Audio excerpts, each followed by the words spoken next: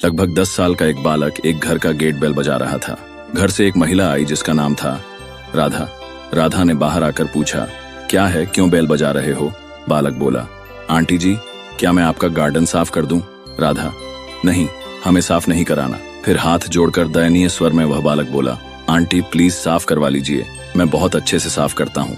उसकी बात सुनकर राधा द्रवित हो उठी और उस बच्चे को गार्डन साफ करने के बदले कितना पैसा लेगा जब पूछा तो वह बालक बोला, आंटी जी पैसा नहीं चाहिए, आप मुझे बस खाना दे देना। राधा को लगा कि बच्चा बहुत भूखा है इसलिए खाना मांग रहा होगा, मैं इसे पहले कुछ खाना दे देती हूँ। और थोड़ी देर में राधा खाना लेकर आई और बोली, लड़के पहले तू खाना खा ले फिर काम करना। बच्चा बोला, नहीं आंटी जी, पहले मैं काम खत्म कर लूँ फिर आप खाना दे देना। ठीक है, कहकर राधा अपने काम में मशगूल हो गई। 1 घंटे में उस लड़के ने अपना काम निपटा लिया और आंटी को दिखाकर बोला, देखिए आंटी, अच्छी सफाई हुई है। राधा उसके बढ़िया काम को देखकर अत्यधिक प्रसन्न हुई। उसके काम से खुश होकर राधा तुरंत भीतर से खाना लेकर आई और उसे लड़के को दिया।